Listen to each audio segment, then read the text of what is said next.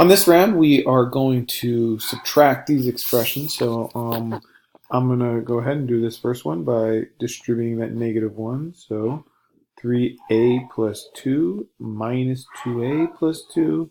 Now I'm simply just going to combine like terms. So I have two positive 2's. I have a 3a and a minus 2a. 3a minus 2a is 1a, or a, and 2 plus 2 is 4. On this second one, I am going to do same thing here, distribute that -1. 8a minus 9 is -1a plus 9. Again, combining like terms, constants and coefficients. 8a minus 1a is 7a, and -9 plus 9 is -18. Again, if you think I've made a mistake, put the mistake in the space provided below.